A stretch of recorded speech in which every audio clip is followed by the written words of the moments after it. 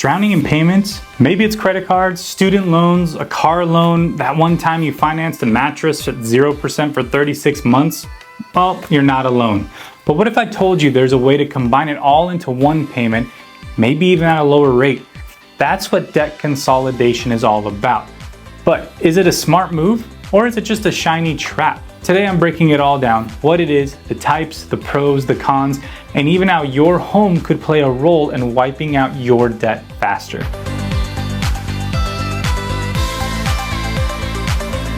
Hey there, I'm Ashur Benjamin. I'm a loan officer, a former teacher, and the guy that people call when they've got more monthly payments than sanity left. I don't judge. My job is to help people understand their options, especially when it comes to using home equity or some sort of creative financing to get back on track. So let's start with the basics. Debt consolidation means taking multiple debts, usually high interest ones, and combining them into one single loan or one single payment. The idea behind it? Lowering your interest rate, simplifying your life, and hopefully paying off your debt faster. Now keep in mind, you're not magically deleting your debt, you're restructuring it, but the right restructure can make a huge difference. All right, let's break down the main types of debt consolidation so you know what your options are and which ones might actually work for you. First up, balance transfer credit cards. This is where you take your high interest credit card debt and move it to a new card that offers 0% down interest for a limited time, of course, usually anywhere between 12 and 24 months. Well, what's the upside? Well, you've got a year or more that you're not paying interest during that intro period. So if you can aggressively pay it down before the promo ends, this one can be a total win. But the downside, if you don't pay it off in time or you miss a payment, those interest rates shoot right back up and sometimes higher than when you started. And a lot of these cards usually do come with balance transfer fees, usually 3 to 5%. So even though it's a great idea, just know this isn't a totally free option. Next up, we have personal loans. This is where you go to a bank, a credit union, or even an online lender and say, hey, I want one loan to pay off all this other stuff. You get a lump sum and you use it to pay off your credit cards, car loans, whatever you want. The pros, well, you get a fixed monthly payment, usually at a lower rate than credit cards, and it's structured, so you know exactly when you'll be debt-free. But here's the thing, if your credit score isn't really that great, the rate might not be that much better, if at all. And some lenders do charge origination fees, so do your homework before jumping in. The third option, and this is one that I deal with quite often, these are home equity loans or HELOCs. These are secured loans, meaning you're borrowing against the value of your home. You can either get a lump sum or you can get a line of credit that works kind of like a credit card, and that's what the HELOC is. The big one here, way lower interest rates. Because you're using your home as collateral, lenders are taking less risk compared to a credit card company, and they pass that savings on to you. But don't gloss over this. Your house is still on the line. If you miss payments, this isn't just a late fee. Enough late payments could mean foreclosure. And the last one is a cash out refinance. This is when you refinance your mortgage, you take out a bigger new loan, and you pocket the difference in cash to pay off these other debts. So let's say you owe $250,000 on your house, but let's say it's worth $400,000. You could refinance to a new loan for say $300,000 and use that $50,000 to pay off credit cards, car loans, whatever you need to.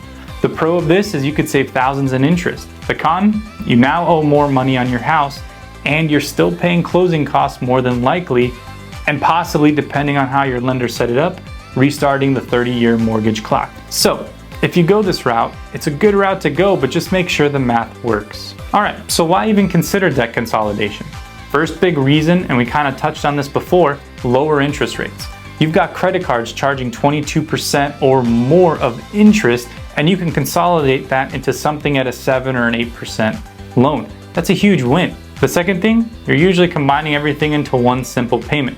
Instead of juggling 5 different logins, 5 different accounts, 5 different bills, all due at different times of the month and for different amounts, boom, it's all combined into one loan, one payment, one due date each month. It's cleaner, it's easier, and more importantly, there's less chance of you missing something. And third, better credit. As weird as it sounds, consolidation can actually boost your credit score. Well, why is that? Because it often lowers your credit utilization, one of the biggest factors in the score. And the fourth is a faster payoff. If more of your payment is going towards principal instead of interest, because remember, we went from a 22 or more % interest on a credit card down to a 7 or 8% on a home equity line of credit or any other option, your debt is melting away quicker. you could shave years off of your timeline. But let's not pretend this is all just a magic pill. There are definitely some cons to be aware of. First, it doesn't fix spending habits. If you're consolidating but you're still swiping the card every weekend, you're really just kicking the can down the road. The second thing to consider is there are fees and costs with any of these options. Balance transfer credit cards come with fees. Personal loans might have origination fees. Refinancing your house has closing costs. Nothing in life is totally free, so you want to make sure you're always looking at the total cost at the end of the day. Third is, if you're using your house, you're risking it. That HELOC or that cash out refinance might seem smart, and it might be smart, but if something goes sideways and you can't make payments, you could lose your home, and that's a big deal. And the fourth thing is false confidence. You might feel like you're making progress because your payments got easier, but if you're not committed to paying off that loan aggressively, you could just end up with a new debt on top of your old debt all over again. So here's where it might make sense to consolidate. You've got high interest debt like those credit cards we were talking about. You've got a good enough credit score to get a better rate. You've got a lot of equity in your home, and you're serious about paying it off. You're not using this as a new excuse to finance a new TV. If you check those boxes, this could be a smart and game-changing financial move for you and your family. On the flip side, here's when it probably is not a good idea. If you're living paycheck to paycheck and barely making ends meet, if you're still in spending mode, you haven't addressed the root cause of the debt. Your income is unstable or unpredictable. You're just trying to make room to borrow more. If that's where you're at, consolidation won't help long-term, and honestly, it might actually make things worse. So, get a plan, get disciplined first, and then explore consolidation. Debt consolidation isn't for everyone, but for the right person at the right time, it could be a game changer, especially if you're a homeowner sitting on equity. You've got options, and you shouldn't wait till the debt snowball becomes an avalanche. If you want to talk through whether it's the right fit or not for you, or just explore some creative strategies, book a quick call with me, no pressure. Just honest insight and a plan that may work for your life. I'm Ashur Benjamin. I'm your mortgage guy with strategy, sanity, and a solid calculator. Smash that like button, hit subscribe, and drop your questions in the comments. I'll see you next time.